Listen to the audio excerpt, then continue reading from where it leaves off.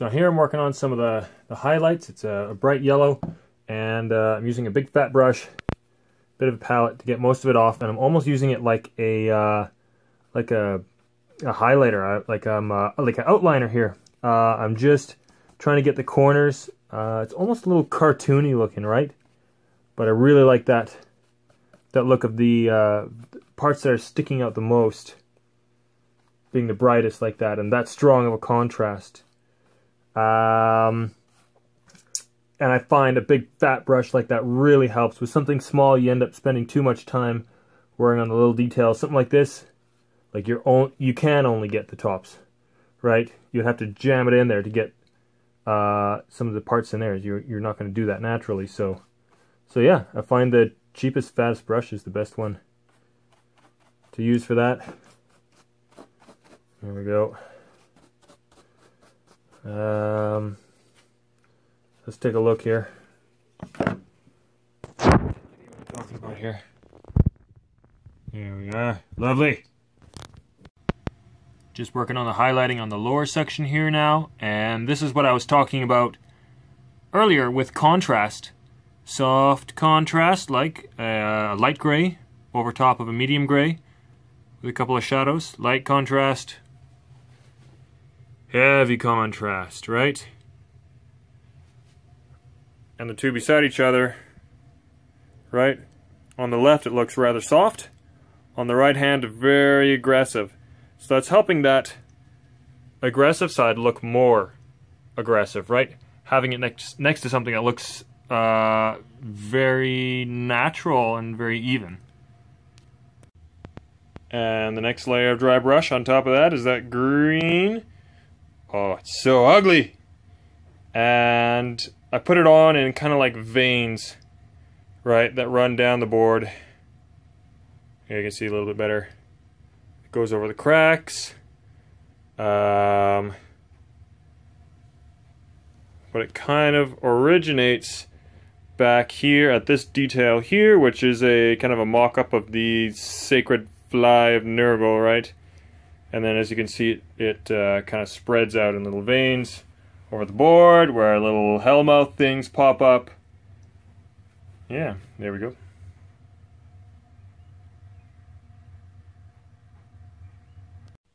Okay, the highlights are done, and the encroaching green Nurgly stuff is done. So you can see how it progresses from here, from that side to that side. Yay! And I have also finished some of the detail work. So before I pour any resin, little things like severed arms, over here like an arm kind of reaching out of the crack, that's going to be all filled up with resin, so you don't have to worry about breaking that off. Little things like skulls sitting in like that, and up top similar kind of thing, a little more detail work on the maws, arms reaching out. I got a little trophy display case thing here. Again, more bits sticking out. So for that skull right there, I actually had to build like a little bridge underneath it, so that when I fill this up with resin, it's going to look like it's kind of floating. Right, you can see it's a little bit higher than the rest of the skulls. And you know, added some bits that are sticking up, so it doesn't just look like it's skull sitting on the bottom. Like, you can see the depth there, right? And then as you move across the piece, you can see that they're sticking up. Little details like the hands coming out like that. And another little display case over here. That's about it. So yeah, it's time to start mixing up the resin and pouring that. That's going to go into these skull piles. And I've prepped these skull piles by first doing a phthalo green stain underneath, and a green and then a white highlight on top. And that's going to help make the goo look green without having to mix too much green into it. You mix too much paint into the resin and it's not transparent, right? that's going to help get the color without having too much, yeah,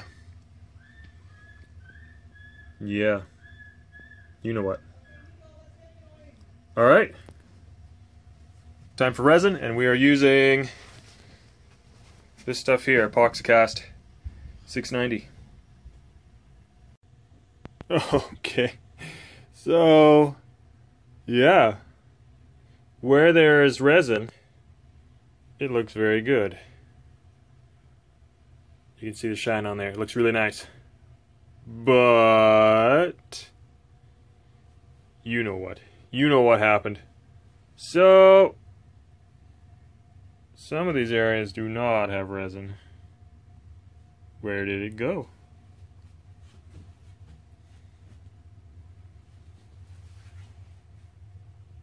There it is. It's in the cave.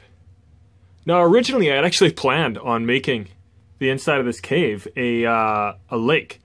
And then I decided, no, I'm not going to bother doing that. You can't see it, right? Over here where it's dry, you can't really see anything. If I put detail in there, you wouldn't be able to see it. So don't bother. And then I thought, well, I could just pour a thin layer of resin over top just so you get that shine.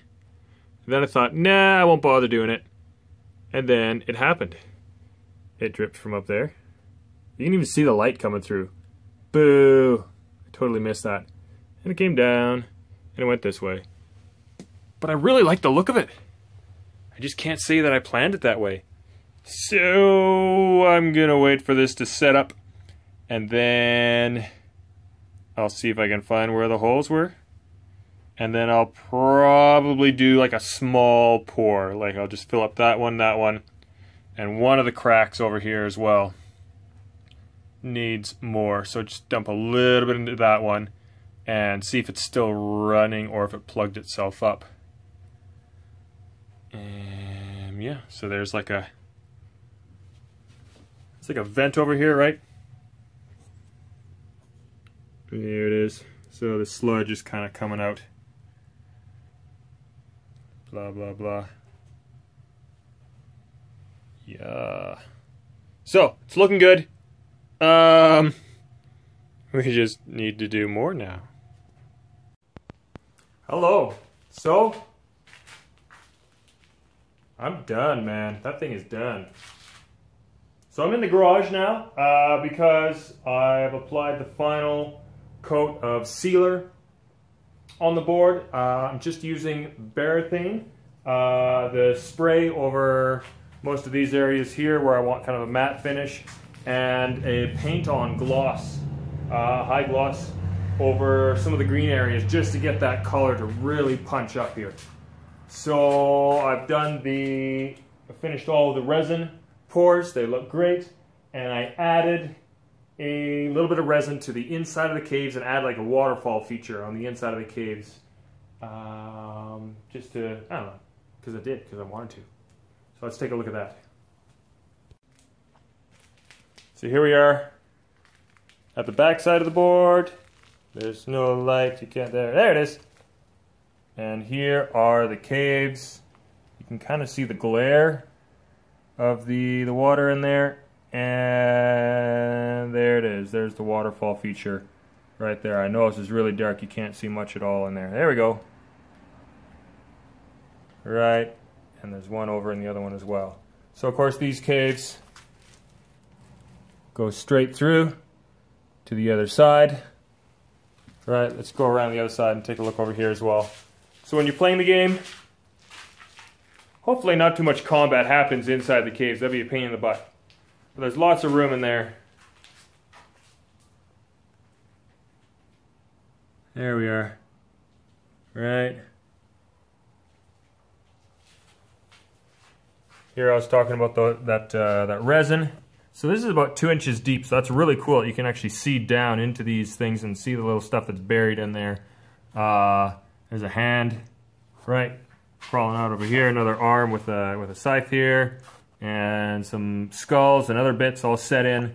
The other thing about the resin is that the whole thing, let's take a look down here, the whole thing is flat, right? So there's no little dice traps, right? You're not going to lose your dice down there or get cocked dice. even where we've got this texture from the smashed up plaster, right, is actually quite flat, and any of the areas that were a little more smashed in, I just filled with resin, like right there. So again, they're flat.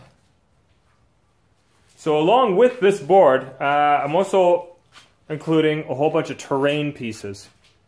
So there are over here 4 of these square like ruin sections, some tank traps, a barricade or defense line there, a pipeline, and then 6 Nurgle themed appropriate markers. We got some eyeballs, we got some tentacles, we got some obelisks, some bones, Tower of Bones, all in the exact same colors. Let's put these up here for a second. So of course it's tempting to have a piece like this and make it a contrasting color, but then it doesn't look like it matches the board. I wanted that to look like it's supposed to be part of the board, right? So I used all the same colors in there. Even on the eyeball, it's the same grays and greens and yellows. Everything there. Right. Back up a little bit here, get a full view of the piece. You can see how it steps up.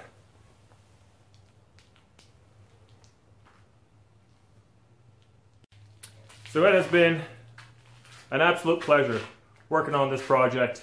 It's been a lot of time. It's over 100 hours. I can't count that high. It's maybe into 150 hours. It's everything I wanted it to be.